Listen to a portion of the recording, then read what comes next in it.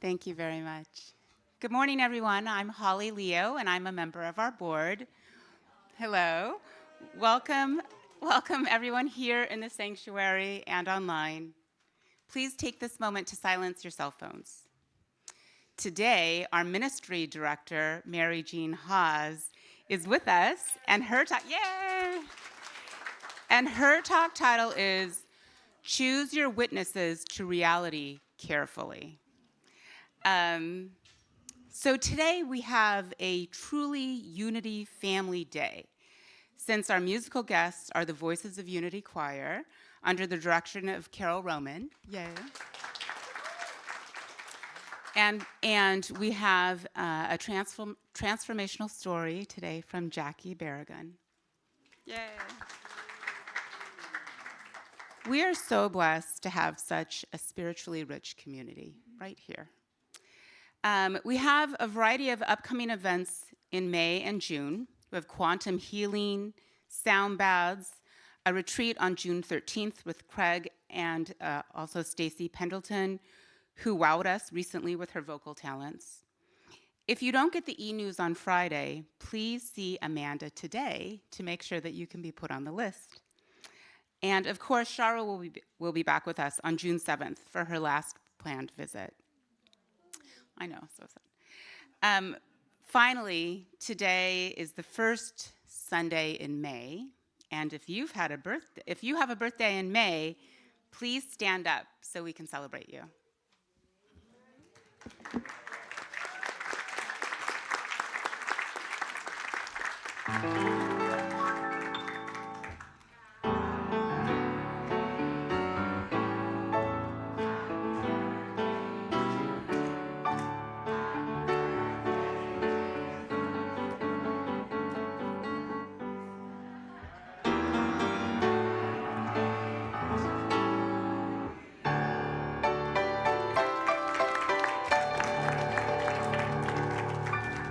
Now let's please stand for the congregational song.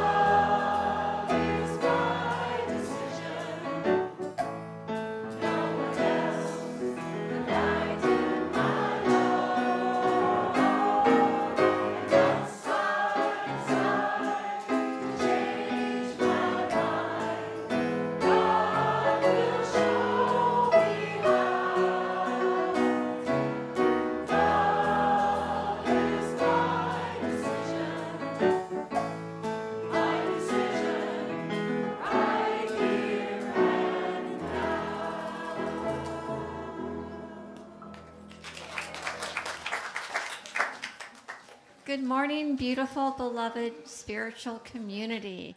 Isn't it wonderful that we're celebrating ourselves today? My name is Nevin Valentine, and I'm one of your prayer chaplains here at UoT of Tustin, and it is my honor and pleasure to be here with you. I'm going to read the daily word, but first I will light the unity candle to remind us of the divinity within us. So just take a moment as I walk up there to align yourself with your own spirit within.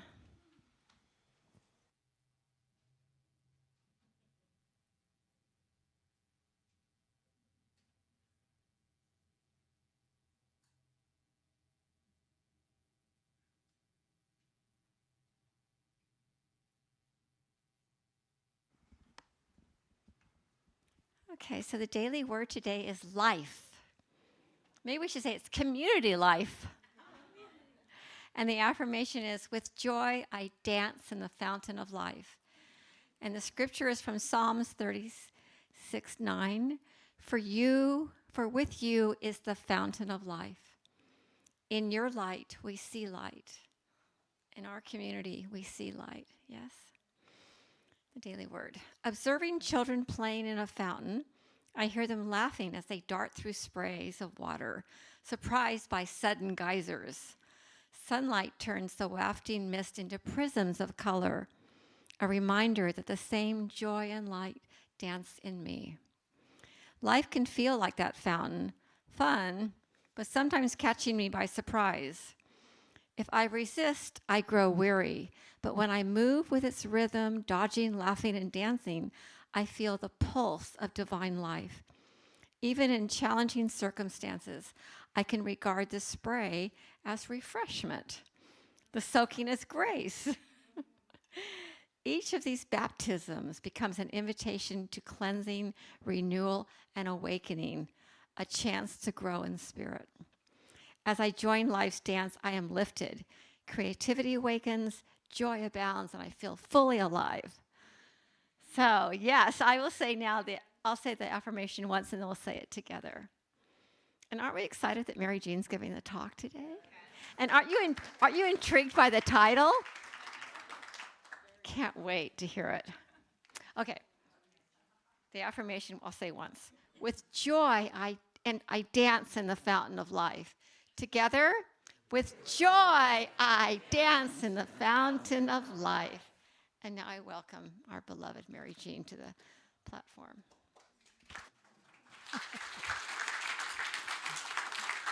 Good morning, everyone. Let's begin our service with prayer. We affirm that Christ's consciousness is not confined to one man, one religion, or one moment in history. It is a state of being, a frequency, a realization. It is the awakening of the divine essence within, the recognition that the kingdom was never outside of us, but encoded in our very awareness. With this prayer, with every prayer, we awaken over and over to this deepest knowing. Prayer is as simple as taking a breath and connecting at a stoplight.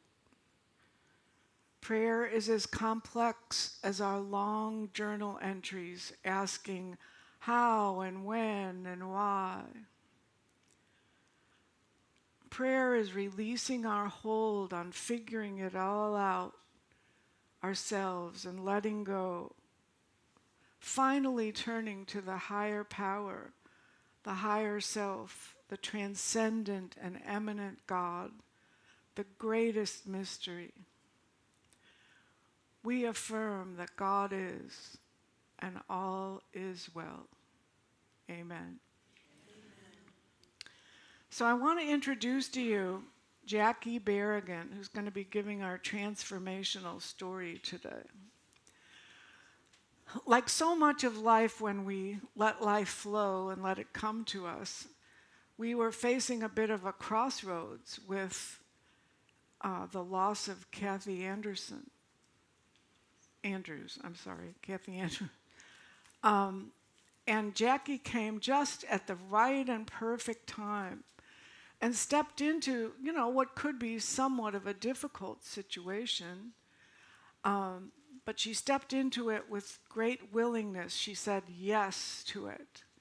And she's now in the training program for spirit group leaders in communities. So I'm so happy to introduce her and have her talk about her spiritual journey. Welcome, Jackie Berrigan.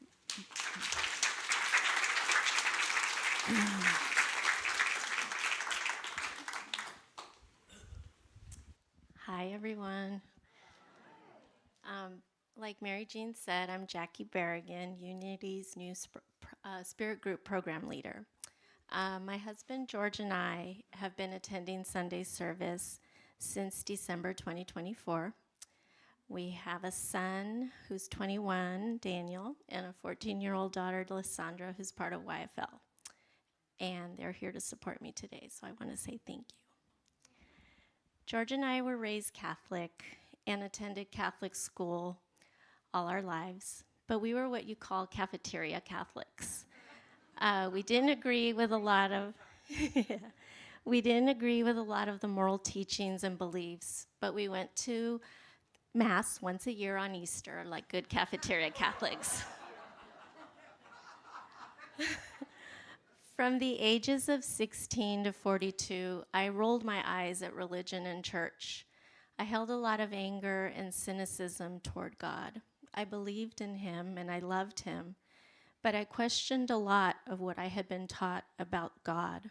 I wondered, if God is so good and loves me so much, why does he deal me so many challenges? Why has he taken so much from me and made me feel so much grief? None of it made sense in my mind. I had been a good person my whole life, yet God had given me so much adversity. I often believed God had forgotten about me, but mostly I thought he was punishing me for reasons I couldn't understand. In 2012, at age 42, I had a spiritual awakening when I went to a wellness resort in Arizona. I participated in a shamanic drumming circle, horse therapy, craniosacral therapy, and a class called Reflect and Transcend. And as a result, I felt a shift in my connection to the divine. I didn't know what any of these things were, but I knew I wanted more. Throughout 2013, I immersed myself in new thought books, an Oprah show, Super Soul Sunday, and I started seeing my life through a new lens. I felt a shift in my connection to the divine, and I began to want to be part of a spiritual community. And one day I even remember Googling, where does Oprah go to church? During 2014, I started a blog about my life's hardships, not to dwell on the pain, but to reflect upon the wisdom I had gained. The process helped me see that nothing I had endured had been in vain. It had all served a purpose. That same year, I went to Louise Hay's I Can Do It conference, and it reinforced that I was on the right path, and it deepened my longing to connect with God alongside others on a similar spiritual journey. In February 2015, I started regularly attending a Reiki circle at a spiritual center called Common Ground, founded by Reverend Glenda and Reverend Judy, who had come from Unity. One evening at their weekly meditation,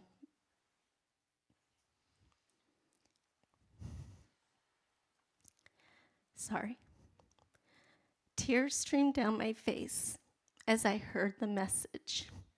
God is here. Let his light be your guide. He is with you, in you right now. He has always been with you. Let him love you. After that experience, I knew we had to attend service the following Sunday, and that I had finally found the church I had been seeking. Common Ground brought me a newfound relationship with God.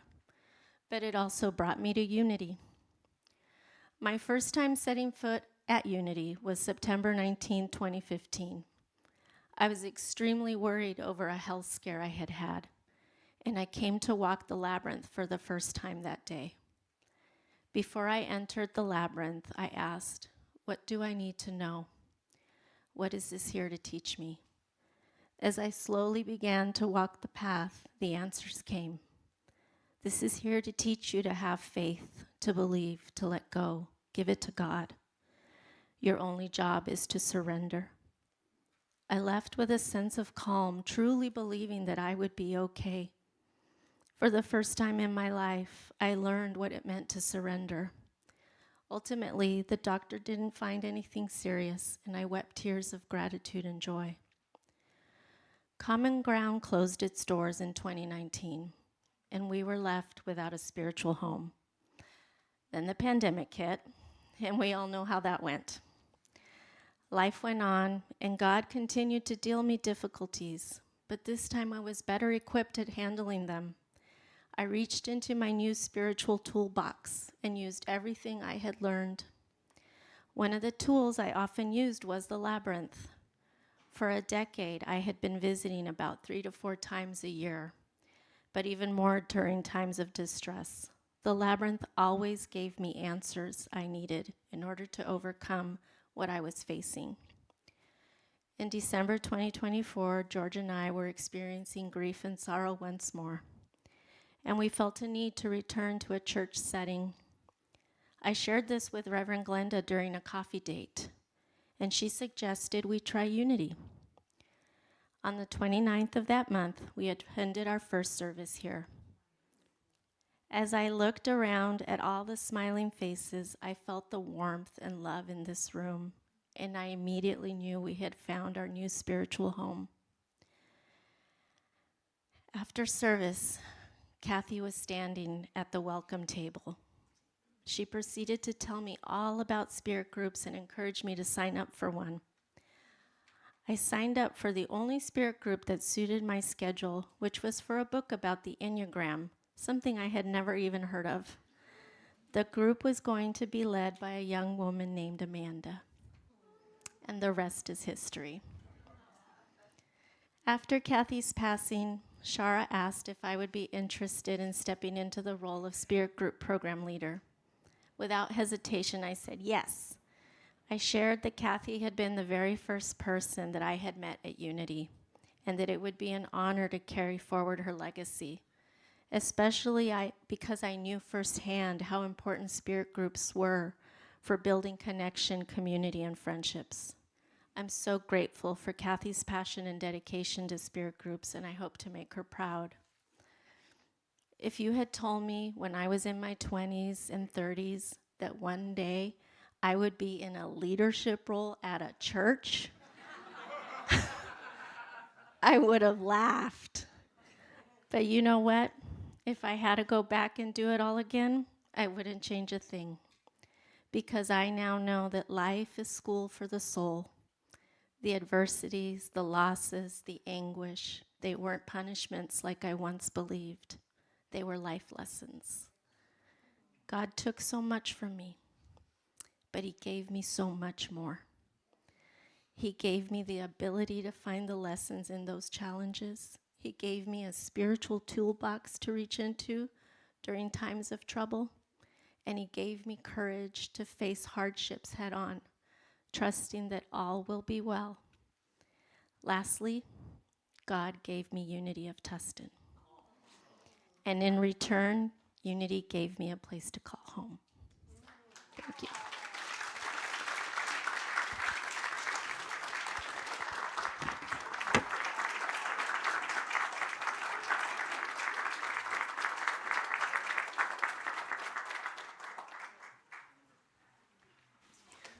So, because this is a special Unity Beloved Community Day, our musical performers now, Jeff Pinney and Tustin Hubbard, are going to have a special song for us. So, come on up.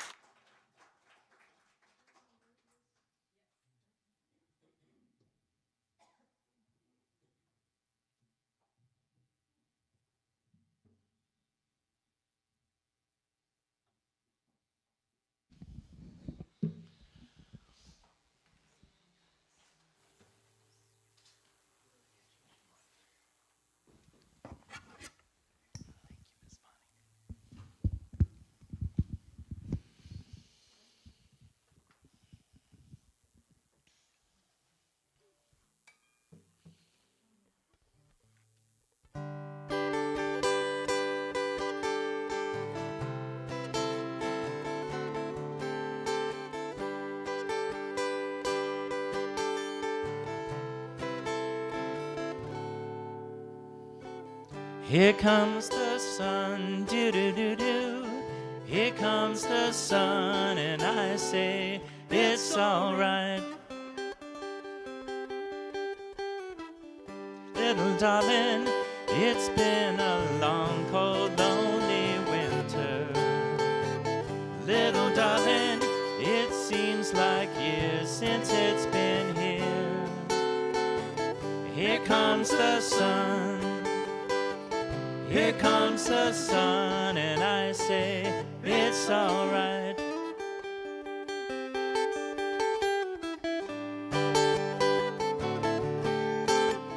Little darling, the smiles returning to their faces.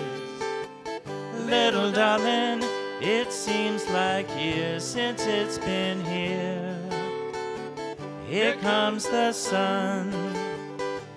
Here comes the sun, and I say it's alright.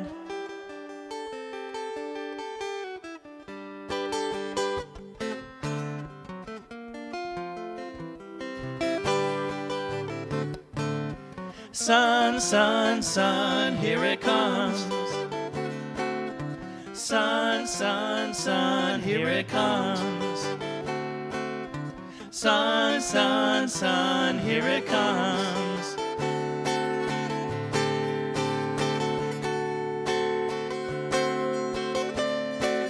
Little darling, I feel that ice is slowly melting. Little darling, it seems like years since it's been clear. Here comes the sun. Here comes the sun, and I say it's alright. Here comes the sun. Here comes the sun, and I say it's alright. It's alright.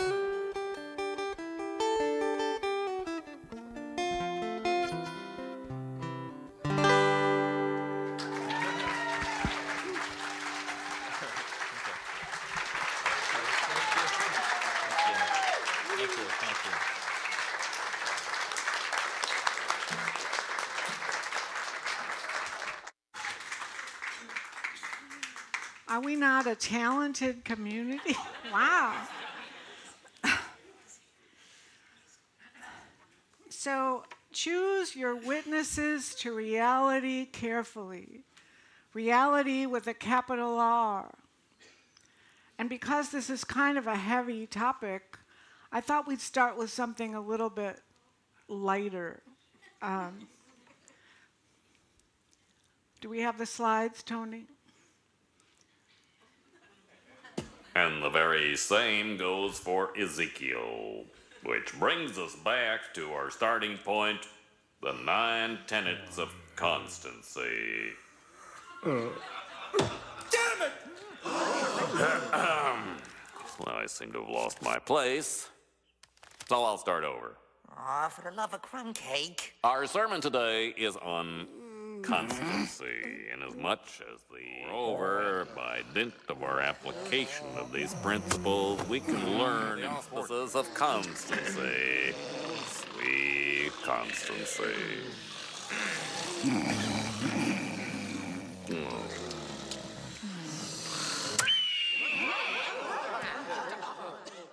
Hey, what? Oh, man, am I glad you got out of there. Hey, calm down. You're wrinkling your church clothes. Who cares? This is the best part of the week. It's the longest possible time before more church. Church shouldn't be a chore. It should help you in your daily life. It should, but it doesn't. Now, who's going with Daddy to the dump?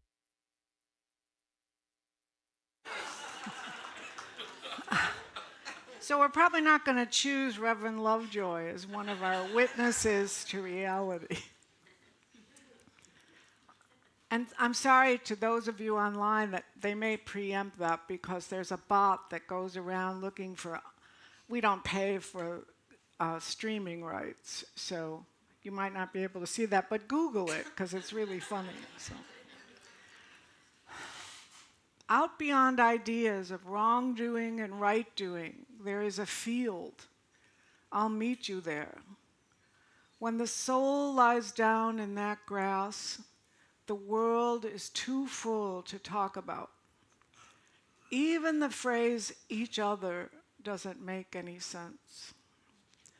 That's a poem, as part of a poem by Rumi. And it's describing a state of being beyond judgment, beyond right and wrong, beyond good and bad.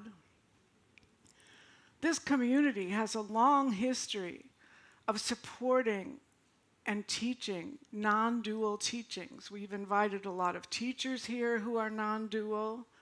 We've read a lot of books from non-dual teachers. Non-duality, literally not two. It's not a divided perception, but wholeness. Not subject and object, not either or, but both and. It's the state of love without an opposite. It's sacred paradox. Even though Rumi says there's not much to say in this state of being, we seem to find a lot to say about it when we're not in that state. It's kind of like all those movies and TV shows and plays about being in love. It's pretty much indescribable. And we've studied a lot about non-dual awareness. We've had people come here and talk about it. How to attain it, how to sustain it, how to know who's in it. Most of us have come to recognize that non-dual awareness is a higher consciousness, a higher awareness, a higher state of consciousness. Even the first unity principle is a statement of non-duality. There is only one presence and one power, God the good, the absolute good. From the perspective of non-duality, it's all good. Maybe not from the human perspective, but from the non-dual perspective, it's all good. Non-duality is not a concept to be understood, but a reality to be experienced. Ken Wilber calls it one taste from his book of the same name. Now I'm going to read to you a quote from a book that we've read that also speaks to this reality with a capital R. God the Protector fits a world of bare survival, full of physical threats and danger. God the Almighty fits a world of power struggles and ambition, where fierce competition rules. A God of peace fits a world of inner solitude, where reflection and contemplation are possible. God the Redeemer fits a world where personal growth is encouraged and insights prove fruitful. God the Creator fits a world that is constantly renewing itself, where innovation and discovery are valued. A God of pure being, I am, fits a world that transcends all boundaries, a world of infinite possibilities. The wonder is that the human nervous system can operate on so many planes. That's really good, right? It's from a book called How to Know God. Now, we read that book as a community for our fall program. It was our choice. If I had to pick an elevator speech for what is unity, I would say it's how to know God. We try to give you as many tools as we can as a way for you to know God. Not believe in God, but know God. When Carl Jung was asked one time, "Do you believe in God?" he thought for a moment and he said, "No, I don't believe in God. I know God."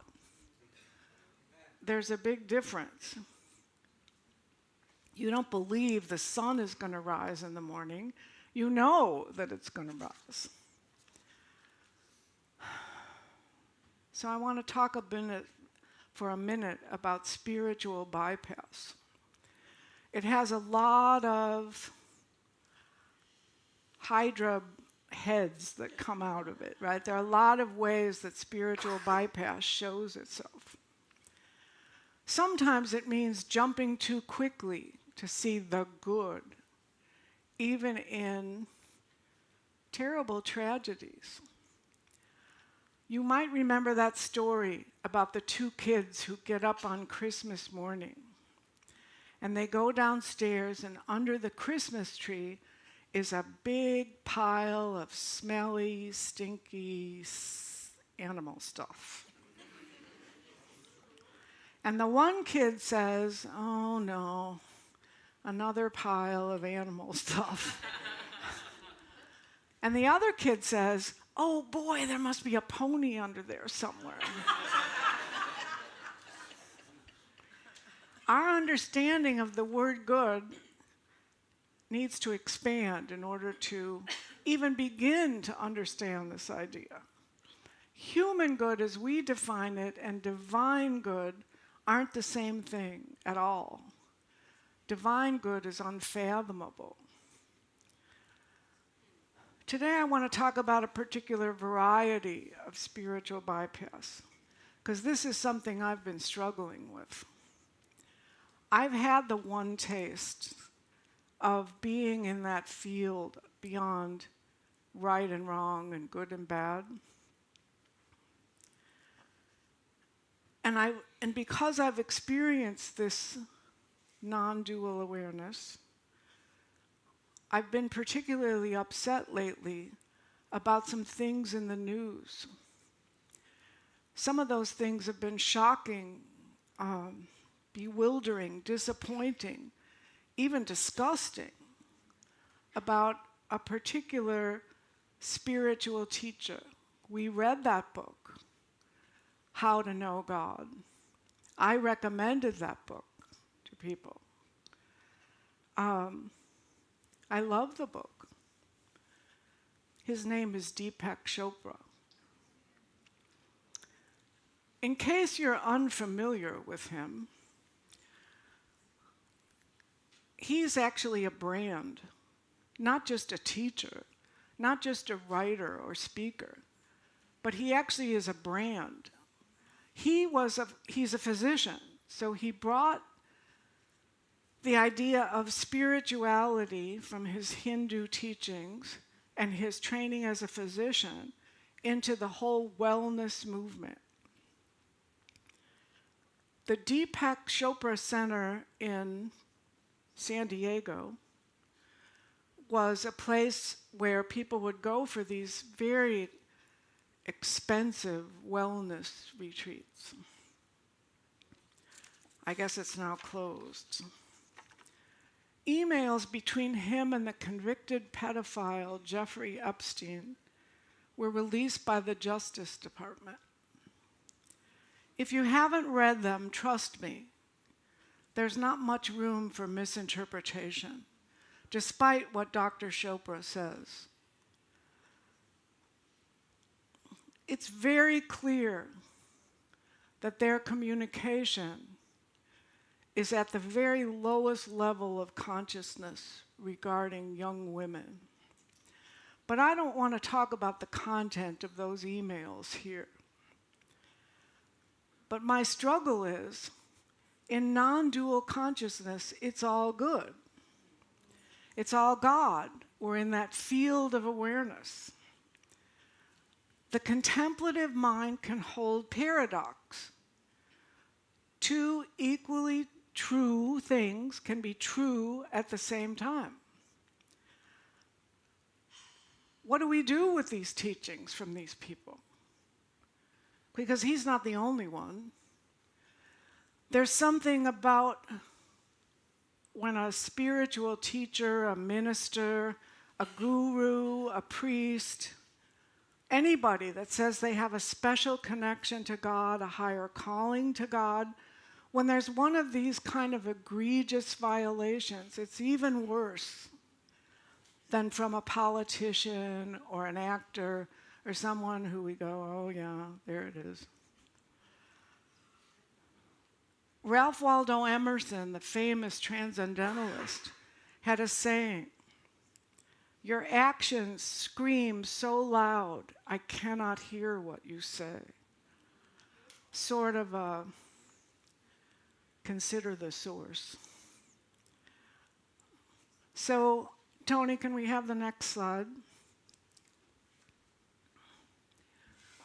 So, this came out from UoT, a statement in response to this.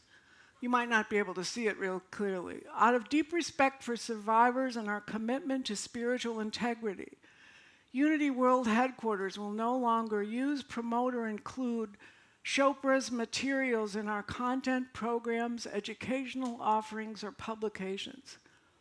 We are undertaking a careful review process to remove references to his material from our websites, publications, and social media platforms. And we encourage our UoT ministries and leaders to do the same.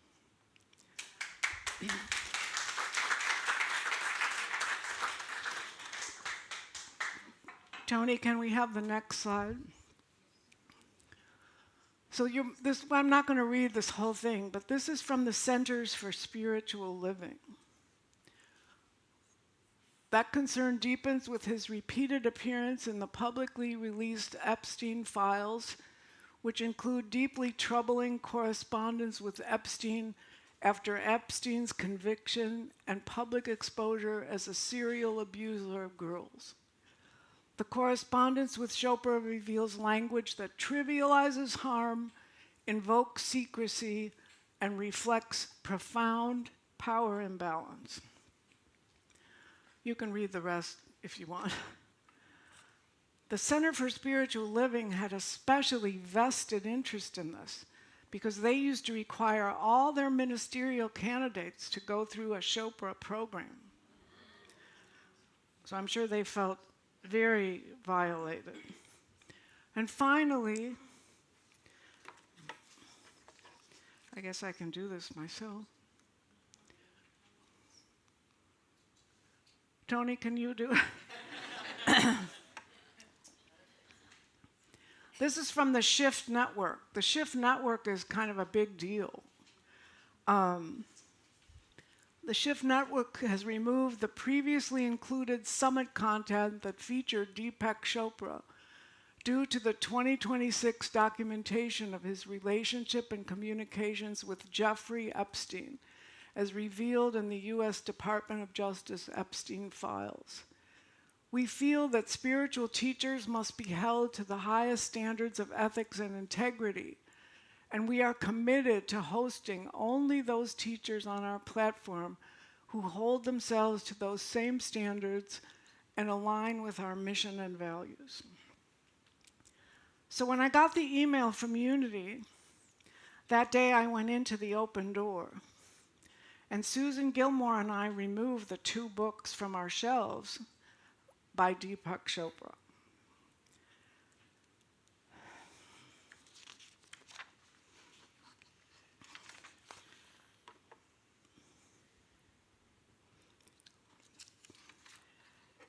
So here's what I want to do today for 2 reasons. One is, Shara and I used to talk about this sometimes.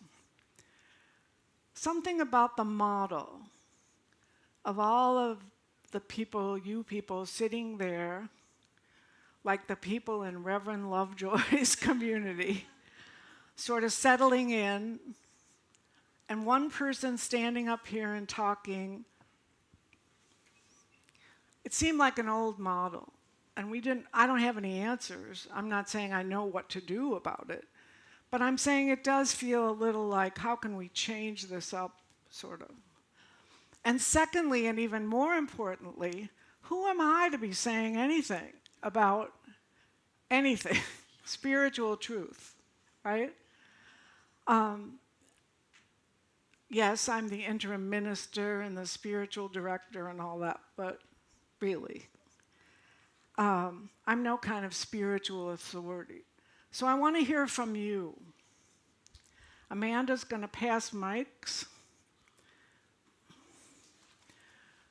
And we're going to spend a few minutes hearing from you about how to hold this truth. Not about the content of the emails, but about what to do about somebody who has an obvious violation of our values. Is their work at all relevant? Is there something we can still take away from it? Or do we have to discard all of it because of who they are? If it's all good, can't we find some good in it? Or do we just say, shrug our shoulders, shake our heads, and go, well, that's just people? We become kind of cynical after a while. So here's a few guidelines. We don't need to review the contents of the emails. That's not what it's about. If you don't know what's in it, Google them, and you'll find out. This is a question, not a conclusion. We're all sitting with this question of what to do about this. So, if any of you want to raise your hand and just make your observation, we're all eager to hear it. Holly. Do you want me to go in order? No, it doesn't matter, whatever. I'm going to bring up somebody else who was in the files that really it hurt me. There's a doctor who specializes in longevity. His name is Peter Attia. And I'm a nurse practitioner, and he's had lots of good information that I think helped a lot of my patients. And then to find him in the Epstein files was so disheartening. But that doesn't mean that the information that he had and gave wasn't good. And so, you know, it's not to throw out all that information and lose the good that's there. And so that's what I'm doing in that situation. Thank you.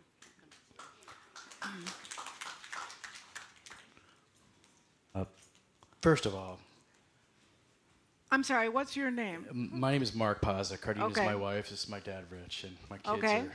are in the teen program. I am blown away that we're discussing this topic, and I think it's amazing. And I didn't follow the news this week, and I don't know exactly what you're talking about, but I did hear the name brought up early on and initially, and I knew in my heart what the truth probably was. And I've met Deepak, and I think in my journey, when I've listened to his material, it was, I don't know, this is probably 15, 20 years ago, probably some of the most profound stuff that I've ever heard in my life. And then I came here and I heard the same thing, but but there was something there for me that worked, and it's confusing to me. And for you to take this on and put this out there to us, I acknowledge you for that, and my heart just tugged both ways. And it's almost like I don't want to believe. And you just presenced it for me, and you did it in a way that wasn't make wrong, and I really like how you are working through this and for us. And I didn't know, that there were foundations and principles that were used here in the books. I assume that there might be. And I've been to the Center of Spiritual Living for 15 years, and I remember that. And I still don't know what to do with this. Like, I don't have an answer right now. But Good. I think it's great that That's we're exactly discussing where this. we need to be, right? Thank you, Mary Jean. Yeah, and thank you. My name's Patty. I lived in San Diego for 20 years, went to Deepak's thing, and I honor you, Mary Jean, for having the non-dual consciousness and trust to open this forum for us. I have on my refrigerator one of those drawings that you have to look at twice to see, is it a witch or is it a beautiful young woman? And it says on it, black is necessary to see the white. And so I feel in these times with all the blackness coming up, I don't even know that I call it evil. I feel like it's more a call for me to go within and learn the lessons that difficulties bring me.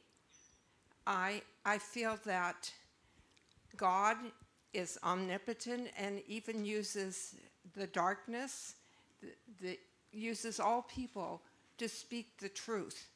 So when something seems weird to hear that from that person, it's a call for me to go within and check what God is telling me about the situation. And it doesn't invalidate the truth of what might come out of a questionable source. It's just a call to me. So I then also am called to pray for that person. And I don't watch much news anymore, but when something comes up that upsets me, I just pray. I go to prayer. I'm a prayer chaplain. So unity is based on prayer, so let's pray it up, guys. Hello, my name's Dan Mages, and this is my first time attending. And so, I love that you're bringing this topic up, and it's a meaningful one and significant one. I'm a community college professor. I teach philosophy and religion at different local community colleges. So, in my classroom, it usually feels like a typical classroom where everyone's sitting in rows, and I'm at the front talking, and everyone's like, taking notes.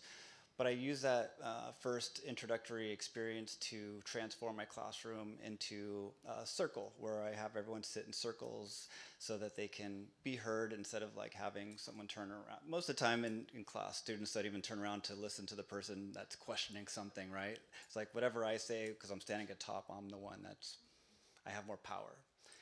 So even if I'm sitting in a different chair than everyone, I have more power. And so I really try to sit in a student chair with them, and then we start having conversations about life, religion, relationships, everything. And I really do think this traces all the way back to the Neolithic Revolution, is when within deep history, we've been around for hundreds of thousands of years as humans, but we started agriculture about 10,000 years ago. And grain agriculture is when we started settlements and villages and then cities, and we end up with hierarchy, social hierarchy, and bureaucracy, and kings and queens and war.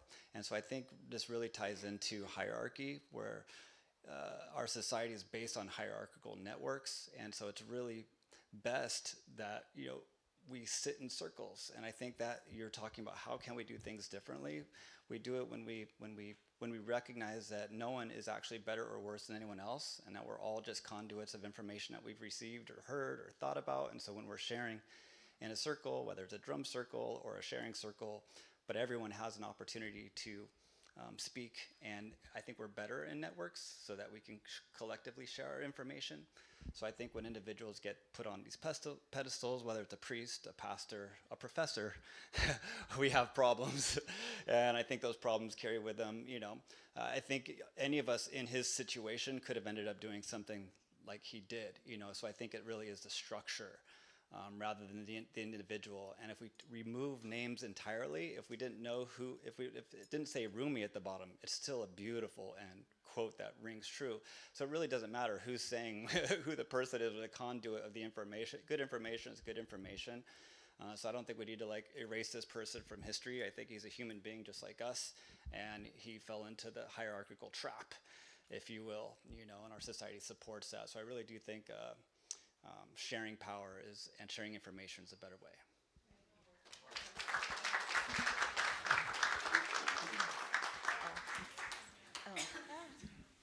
Hi. Go ahead. Thanks, Deepak. I'm Stephanie Aho, and I just am gonna not speak to my personal opinion about any of this, but to address the pragmatics, if you will. I am a library assistant with the Orange County Public Library System, and the American Library Association has a very clear statement that we all, as public libraries, uphold, and that is we don't censor, basically. We have all the books, and when, say, a parent or somebody has issues with our collection, some of the things in our collection, they are welcome to submit their concerns to our collections development department, and they will get an answer worded such as, well, we include everything, and it's actually up to the parents if they want to approve or whatever the books that their children are reading and so forth. So that. Deepak. Hi, everyone. My name is Deepak. Thankfully, this is not Chopra. I wouldn't have spoken otherwise.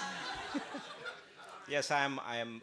Every time, whenever I give my name to someone, they are like, "Oh, I remember that name," and it'd be easy for me to remember. What I'm saying this is, it's so important. Not we are all human. God doesn't judge us, and so I don't believe that we should be judging someone, because we are all human, and we fall and we make mistake. And God is the one who, or somebody in this room who doesn't believe in God, I would use this word.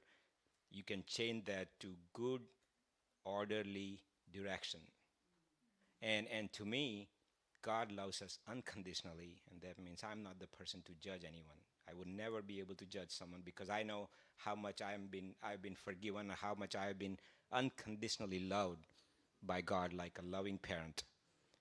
Now, given spoken that statement, I also strongly believe that somebody who is in a public service, who is in a leadership role, who has chosen willingly that they will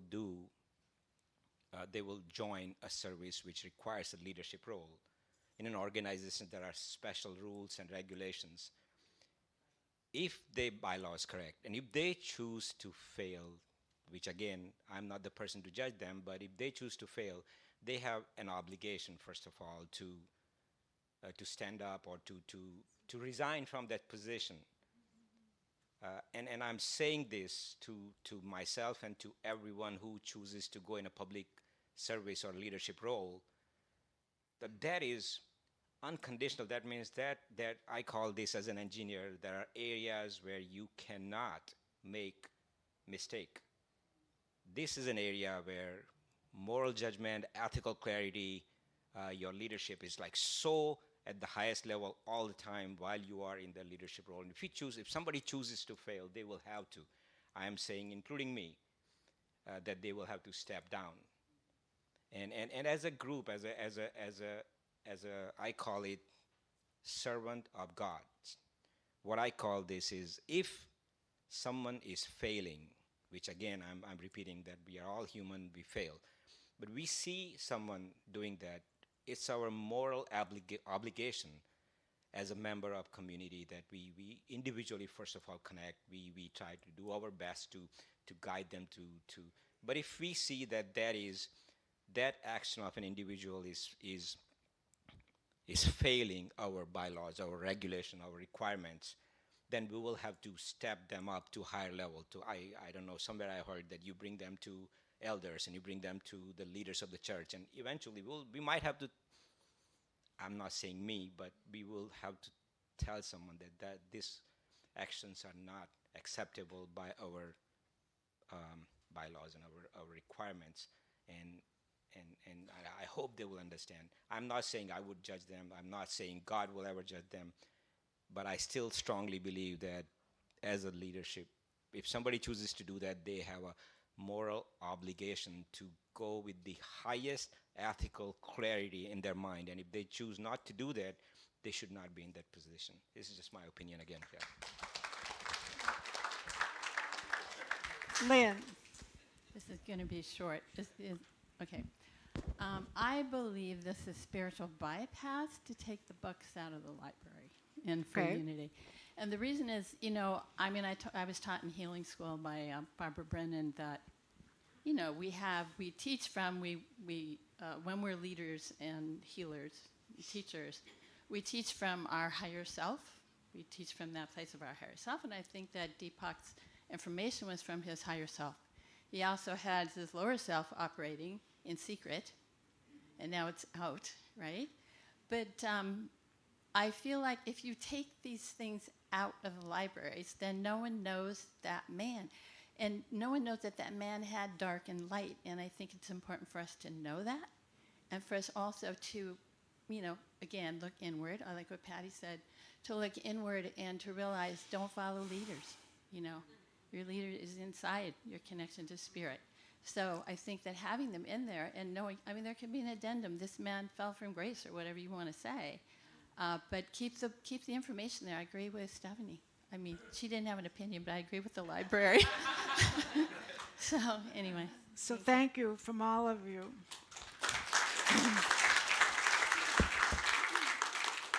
So finally, one of my teachers, one of the people who's been one of my witnesses to reality is Alan Watts. Alan Watts was probably mostly responsible for bringing Zen to the West. He had an exceptional grasp, for me, of the spiritual path. He used to talk about how there was a phase of the path where being alone was not sort of just something you wanted, but something you absolutely had to have. And when we're mystics without monasteries, it's not like in the monastery where you could go to your cell and just stay there and people would leave you alone. You can't very well say to your family, oh, I must be with God right now.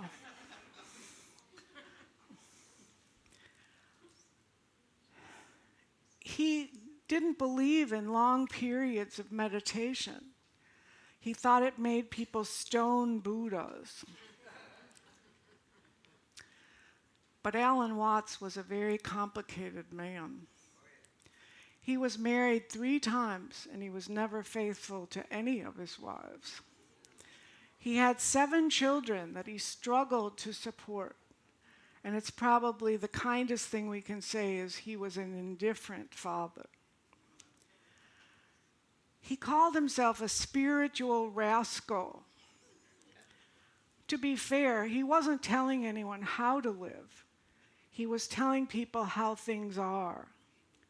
Not as a messiah, but a way shower.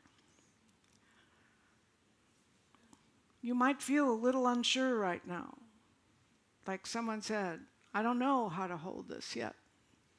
That's really good that you're in that state of unknowing. And the contemplative mind can go to that state beyond right doing and wrong doing, that field of awareness.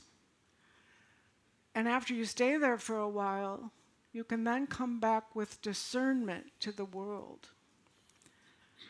We must make decisions sometimes because we're spiritual beings having a human experience. So let's prepare for our time of meditation. The choir has a song for us.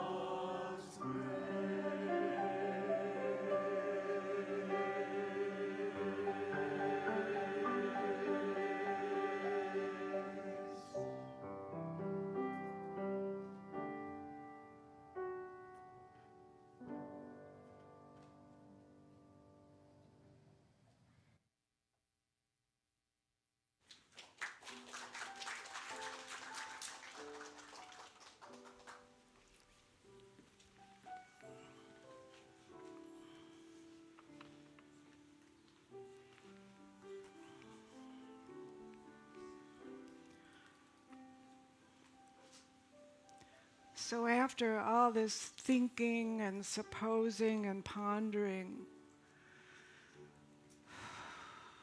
let's take a deep breath.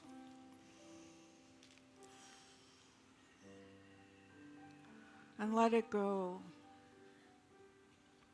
Feel that peace that comes.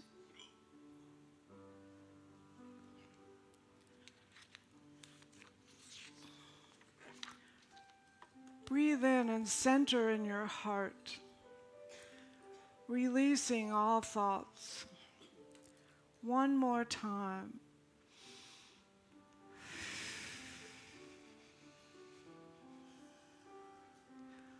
Let's begin to touch ever so lightly that field beyond wrongdoing and right doing.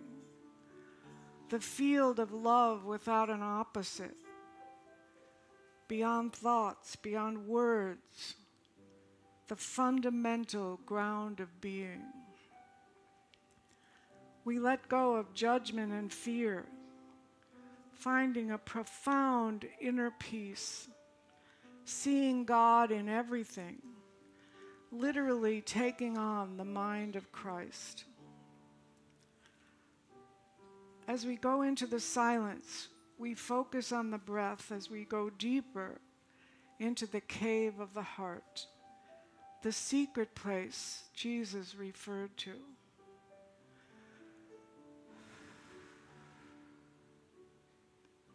In the silence.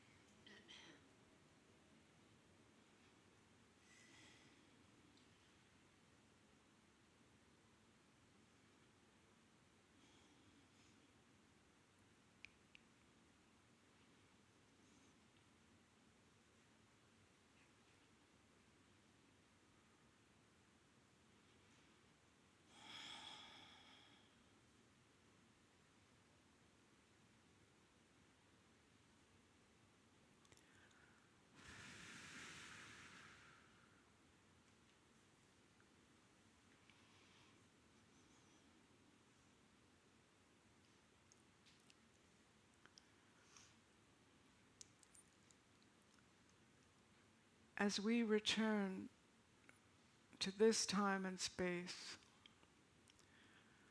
we acknowledge that as spiritual beings having a human experience, there are times we must decide. But we have the both and of the contemplative mind to rely on.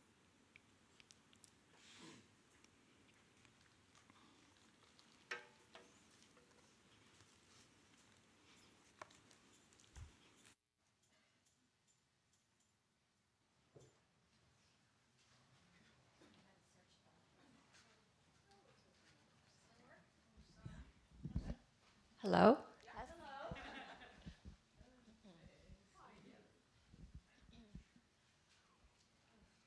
So I just want to say to you, Mary Jean, that when the students are ready, the teacher appears.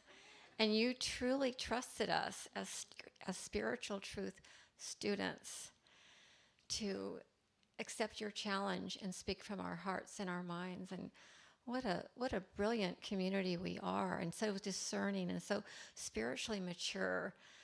And we even had a philosophy professor who came for the very first time. It was just amazing, and every single share was so truly right on point and profound, and just so proud to be part of Unity of Tustin. So thank you, Mary Jean, for trusting us, for bringing this to us, because it's an important topic for us as spiritual community. It's beautiful. Good morning, and welcome to Unity of Tustin, both in person and online. We're grateful you're here. I also want to say that the music today has been lovely. We had the Beatles with Jeff and Dustin. Jeff and Dustin are fabulous pair, and then of course the choir was beautiful. And we got Matt on drums. I mean, we've been so blessed today. At Unity of Tustin, we believe in one God, one heart, many paths. Our mission is to transform lives and inspire people to make a positive difference in the world.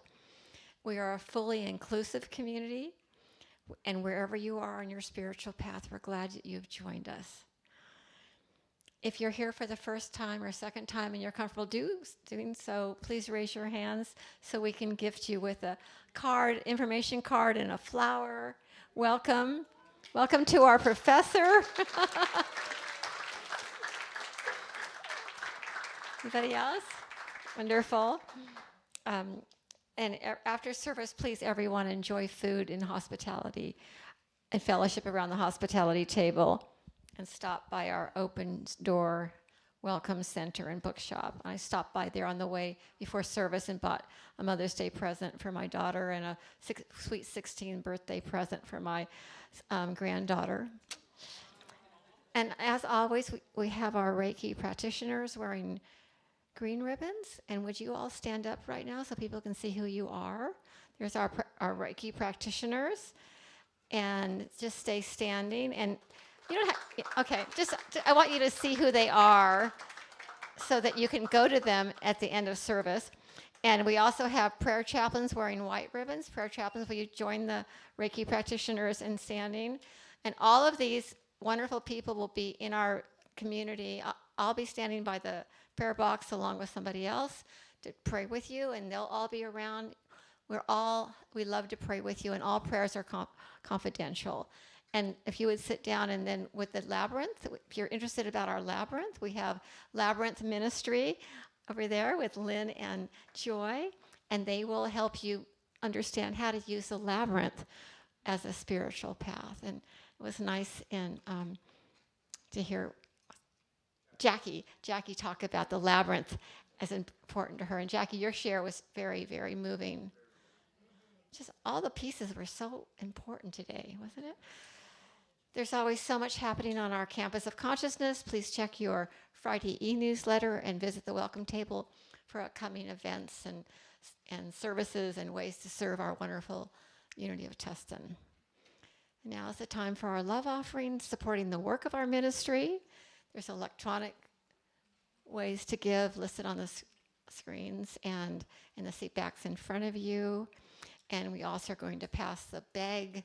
And as you, for in-house donations, and if you just make sure that when you have the bag go by you, put your hand on it just to connect with the spirit of giving. And we're thankful for your faith and generosity.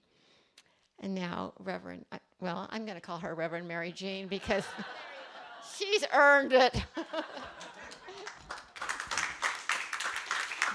So I wanted to give you a quick update about our upcoming speakers. We have a lot of upcoming speakers, and I appreciate your support of these people because, you know, some of them I know, some of them I don't know, but they are really going to help us out during this transitional time that we're going through.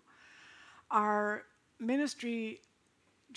our senior minister position is now live on the Unity site. We're one of 6 churches in California looking for a minister. Now, obviously, we're the best one looking for a minister, but, and some of them are very small churches, can't pay very much, whatever. And someone asked me, have we had any responses yet? And I said, well, no, but we know that's coming. And you all have a role to play, which is praying for the right and perfect person to come forward. So let's say the love offering blessing together. Divine love as me blesses and multiplies all that I am, all that I have, all that I give, and all that I receive. And the choir has an offering for us. Do you have some other? No. Okay. And I asked them to sing this song today, so.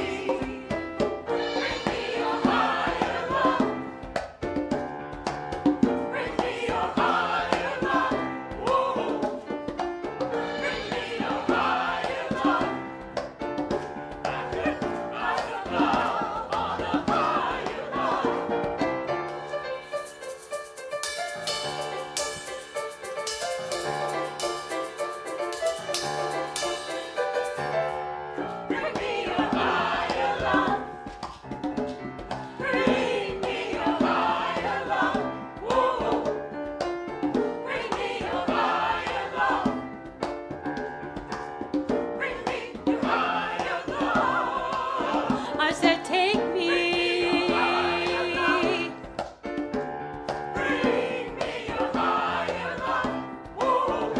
Bring me.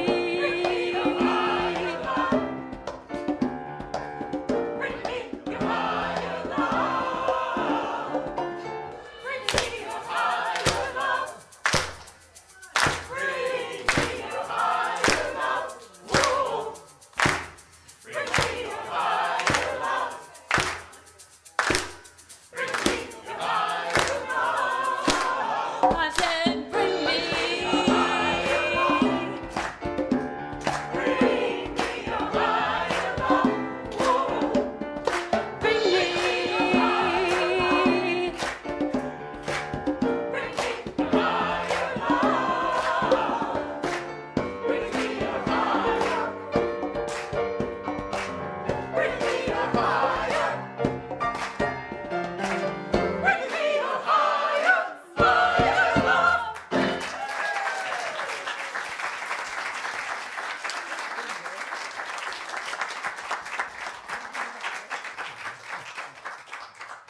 All right. Thank you, choir. Thank you, rock star choir. Wow. All right. So please stand as we affirm the prayer for protection together as we close our service. All right. Together, the light of God surrounds us. The love of God enfolds us. The power of God protects us. The presence of God watches over us. Wherever we are, God is, and all is well. Now go forth and live it, and have a beautiful, beautiful Sunday. Blessings to everybody.